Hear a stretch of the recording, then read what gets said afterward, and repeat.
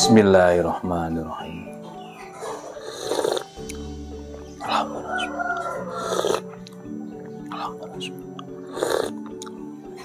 Alhamdulillah.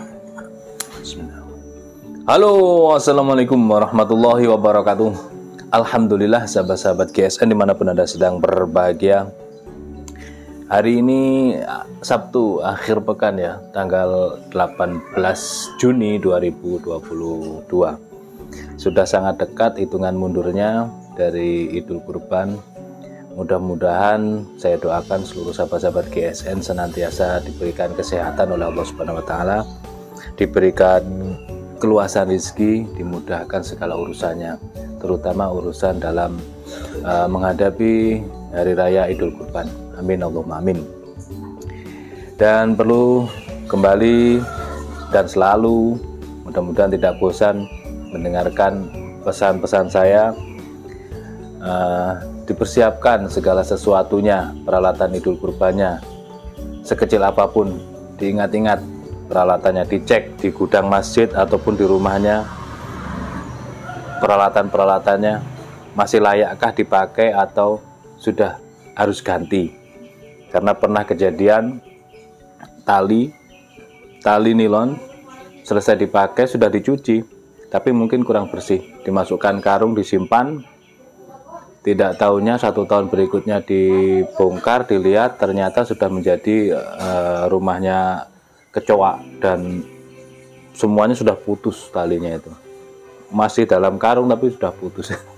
Jadi sarangnya tikus dan kecoa. Ya itulah. Di sini di GSN ada peralatan-peralatan perintilan, peralatan tambahan yang kadang itu terlupakan tapi malah justru itu yang penting dan wajib, seperti honing dan sharpening. Nah, kita kasih contoh aja ya, biar kemarin ada yang komen soalnya belum tahu. Nah ini belum tahu perbedaannya honing dan sharpening stick. Honing, sharpening stick. Honing itu yang halus, sharpening yang agak kasar. Tapi fine cut ya, kasarnya itu tidak dipegang langsung kering gitu, enggak, ini biasa. Kalau kepingin kasar lagi bisa dengan diamplas. Kepingin kasar, coba saya pengen yang kasar karena pisau saya terlalu kurang tajam dan kalau diasah pakai batu nanti takutnya beset-beset umpamanya. Bisa, ini dipakai amplas. Misalkan ini kertas gosok ini ya, amplas, ini tinggal dipinggirkan. Dicoba saja pakai amplas yang kasar tentunya untuk membuat tekstur serat seperti itu. Ini yang kasar, ini yang halus. Jadi kalau untuk yang fungsinya selera saja, sama kayak batu. Jadi ada kertas gosok atau amplas, ada batu asahan baik itu lokal maupun pabrikan. Kalau lokal itu dari daerah mana punya masing-masing kelebihan dan kekurangan. Dan juga honing, ada honing stick, sharpening stick gitu. Yang honing itu yang halus, jangan salah sebut nanti ketika transaksi biar tidak terjadi salah paham. Nah ini kalau untuk yang pisau-pisau kepingin tajam, kalau sudah diselis kertas, dihoning saja, dihoning terus beberapa kali, jangan sampai ngebentur sini ya, stopper sini, kalau ngebentur stopper nah percuma, jadi cuma di sini. Selanjutnya di stropping, semuanya wajib di stropping. Nah kita kan ada ini stropping premium GSN, stropping premium, ada ukuran medium dan ada ukuran jumbo. Ini yang jumbo, stropping premium, medium dan jumbo. Yang medium 95.000, yang jumbo 150.000. Ini kita sudah evaluasi beberapa tahun sebelumnya dan ini sudah kita patenkan memang untuk produk yang ini. Dari 4 varian terbaik sudah pakai spon lebar panjang 30, lebar 5 cm. Kalau yang gede yang jumbo panjang 40, lebar 7 cm. Dari 4 varian, sapi-sapi, sapi kuda, sapi domba dan kuda domba, itu terbaik. Pakai spon bolak-balik. Nah ini kita yang versi terbaru sponnya warna biru biar cerah, karena kayunya juga bagus. Ini kayunya disemprot, dikasih obat, dijemur supaya tidak nonolen kalau bahasa Jawa, tidak jamuran, tidak rayapen. Di laser GSN, dikasih plong, biar ada cantolan gantungan, sudah dilengkapi dengan tali. Jadi benar-benar premium, memang layak dijual sampai internasional. Ini wajib punya.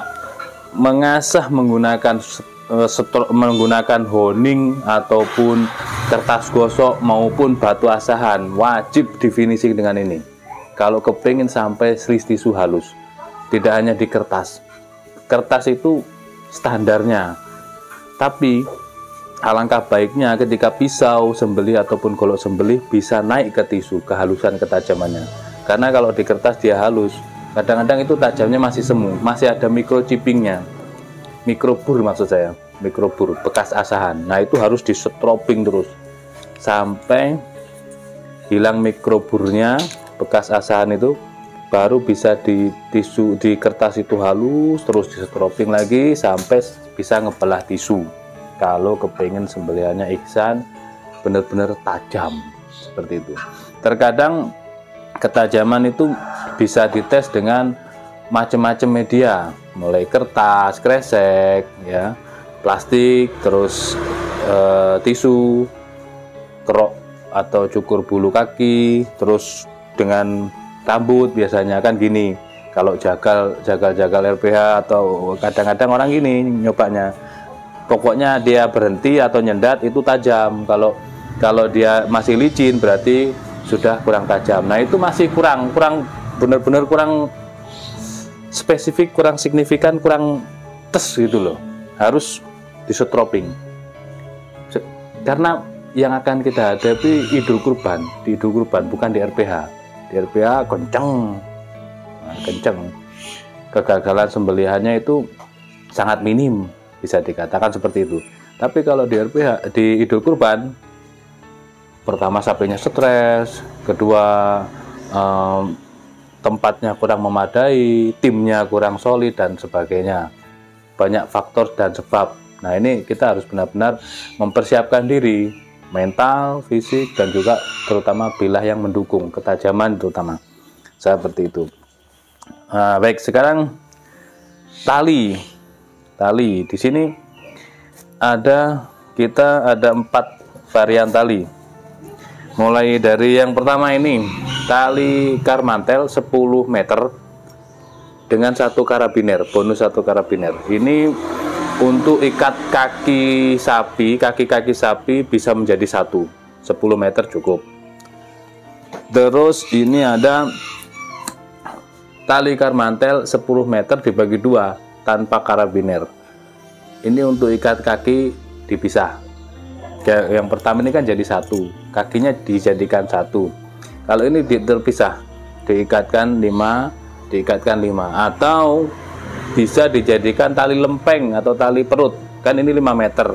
Nah, diikatkan untuk tali perut supaya mudah untuk dirobohkan. Kelemahan sapi ada pada perut atau lempengnya. Ini 5 meter kali 2, jadi 10 meter tanpa karabiner. Selanjutnya ada lagi, ini tali nilon 10 meter lengkap 1 karabinernya untuk ikat kepala. Mau dilepas juga bisa ini, tanpa karabiner misalkan bisa. Kasihan sapinya kena mata atau apa, terserah, atau apa misalkan, boleh dilepas ini. Gini tanpa karabiner. Ini kan karabiner kan gampang, bisa langsung cantolkan atau di ring. Ini enak pakai ini, tinggal tek langsung kunci. Nah kalau untuk kepala misalkan seperti ini langsung bisa. Ini 10 meter untuk kepala, diikatkan saat posisi berdiri bersamaan dengan mengikat lempeng kepala. Yes. Selanjutnya di sini ada 20 meter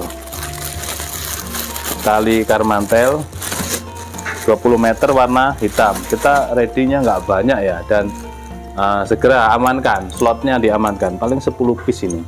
Itu pun harus PO. lama nunggunya. Nah ini 20 meter bonus 2 karabiner.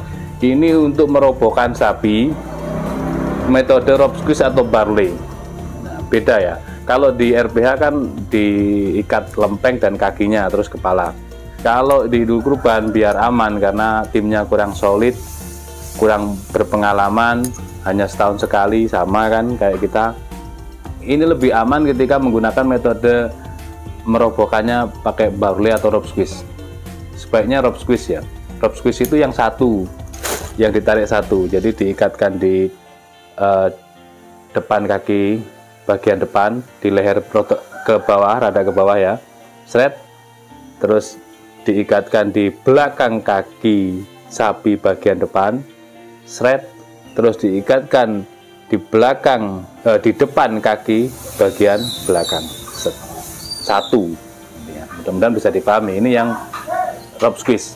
Kalau yang barley 2, barley ini kalau 2, kalau nggak ngerti sebenarnya mau roboh kemana, ke sebelah kiri misalkan, dia robohnya sebelah kiri biar sapinya menghadap ke selatan, semuanya nanti saat roboh kaki dan kepala menghadap ke kiblat. Itu yang ditarik kencang yang sebelah kiri, kanan hanya dipegang saja, tidak ditarik. Kalau ditarik kencang semuanya, sapi pasti akan nendang-nendang kaki belakangnya. Nah, makanya itu yang barley, lebih gampang yang rope squeeze. Ini pakai yang 20 meter dengan bonus 2 karabiner. Lebih aman karena jarak si penarik sapi dengan sapinya itu ada space jarak sekitar 4-5 meteran. Itu pakai yang ini cocok, lebih aman dan nyaman gitu. Robohnya juga apalagi dibantu dengan tali lempeng seperti itu, dipersiapkan segala sesuatunya. Terus sarung tangan untuk anti slip itu level 5 anti sayatnya, level 5. Yang suka atau yang terbiasa dengan sembelihan metode dorong, baik dorong, tarik, ataupun dorong murni, bukan dorik ya. Kalau ini dorik, dorong tariknya ke bawah. Kalau dorong tarik, dorong bulu tarik ini yang metode golok panjang, dorong. Itu pakai sarung tangan anti slip. Ketahanan sayatnya di level 5. Dan apalagi krim oles bilah untuk menjaga merawat bilah ini aman banget, dan bilah kita terjaga kelembapannya, tidak sampai karatan, apalagi korosi, nggak sampai berbulan-bulan, aman. Oke, kita langsung saja ini mereview satu buah pisau sembelihan. Sarung kulitnya premium, tebal, jahitan rapi, model sloboan, dan ada cantolan ikat pinggang. Untuk ikat pinggang Betawian masuk ini, set gini. Kita lihat bilahnya, model seperti ini nanti kita banyak ini, yang belum kita review banyak. Ada dari material bajanya macam-macam lah. Ini sendirian satu saja, ini materialnya baja kikir. Dulu awalnya full kayu ya, full galisono keling dulu. Sempat saya bawa ke RPH. Jadi ini dulu full galisono keling, baja kikir, set gini. Terus karena ketajamannya mampu slis tisu dan panjangnya juga cukupan ideal, maka saya bawa ke RPA. Saya selipkan di pinggang gini, karena kan kayu. Saat saya membantu merobohkan, mengikat, ada sedikit gerakan di perut dan mengendor. Saat jongkok maka jatuh, pecah, pecah sedikit di sini, pecah. Ya sudah, kita buatkan sarung kulit, lebih aman. Makanya saya sering sampaikan untuk yang model sarung kulit seperti ini, sloboan, itu kita misalkan pakai diikat pinggang, pergerakan kita lebih leluasa, kita bisa membantu merobohkan, mengikat dan lain sebagainya tanpa harus khawatir. Kalau kita sendirian ya, tim kita di situ leader sendirian. Kecuali kalau sudah punya tim, meskipun kita pakai sarung, pakai jas pun tak masalah, santai, lihat-lihat, sudah selesai tinggal nyegrek aja, tinggal nyembeli cres, gampang. Tapi kalau kita memang sendirian sebagai pemimpin di situ untuk pelaksanaan sembelihan, maka kita harus memberikan contoh ya, karena mereka semua awam, tidak mempelajari teknik handling, teknik merobohkan dan lain sebagainya, sembelihan. Jadi kita lebih efisien memakai yang sarung kulit. Set gini.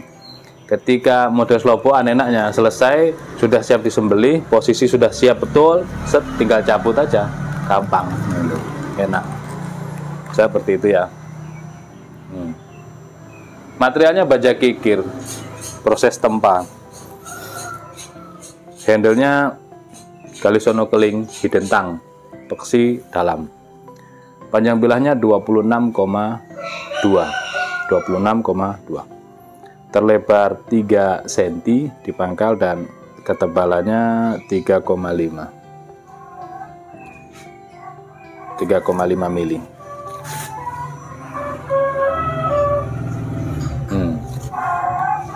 Ketajamannya seperti ini. Nah, terus di stropping ketika merasa seperti ini, merasa berindil, di stropping. Dipakai menyembelih, pakai material baja apapun, bentuk pisau apapun, pisau atau golok, tetap wajib hukumnya di stropping.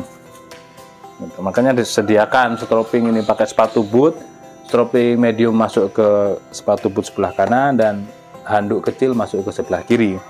SOP-nya harus diterapkan. Jadi misalkan selesai menyembelih, dicuci, ini kan banyak darahnya, dicuci di kran atau selang air. Setelah dicuci disiram aja. Nah, atau sediakan ember isi air sabun. Nah, itu bisa. Handuk celupkan di pelurut gini. Kalau memang keadaannya tidak memungkinkan, di tanah lapang atau di halaman masjid yang jauh dari kran. Itu bisa. Kalau dekat tinggal dicuci, dilap kering, baru disarungkan. Dilap kering baru disarungkan. Nah, cara membawa ketika mencabut dan membawa menyembelih itu harus hati-hati, jangan overacting ya. Mau menyembelih aja pakai gaya di sini banyak orang, waduh ini, jangan overacting, biasa saja. Kita harus memperhatikan mereka itu, mohon maaf tanda kutip, SDM-nya kurang tentang teknik di situ, di sembelihan. Jadi kita betul-betul harus benar-benar tidak hanya safety pada diri kita pribadi, tapi juga kepada aman dan nyaman kepada tim kita.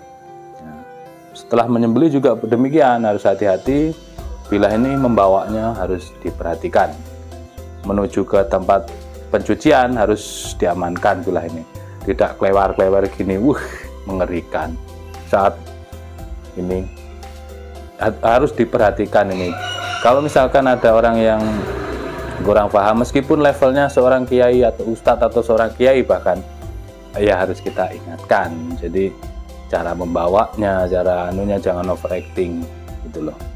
Orang-orang suka, orang-orang itu kiai kok loh, enggak masalah kiainya, tapi masalah membawa bilahnya dan cara ininya harus hati-hati gitu loh. Karena ini benda tajam, pasti membahayakan itu. Kalau kurang nyaman kepada orang lain kan lebih bahaya, ini tajam. Selesai,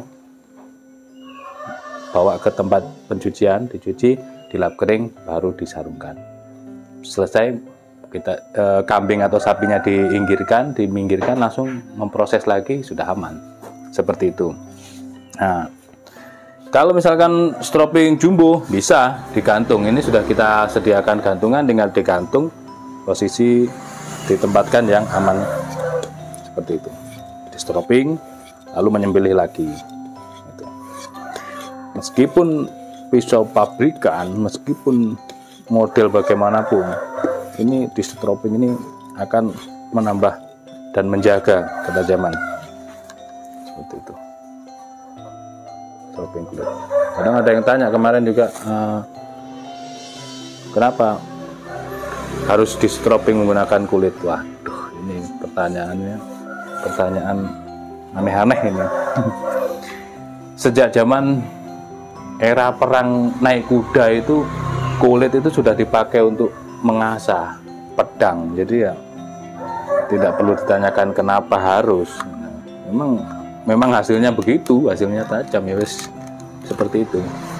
Oke, mudah-mudahan bermanfaat celoteh saya di pagi hari ini untuk menambah wawasan kepada seluruh sahabat-sahabat GSN dimanapun Anda berada, baik di Indonesia maupun di luar negeri. Ini satu piece limited karena nggak ada temennya. Yang ada temannya besok-besok kita review kelompok-kelompok yang kembar-kembar menggunakan sarung kulit. Tanyakan ke admin. Akhiran wal faminkum, assalamualaikum warahmatullahi wabarakatuh.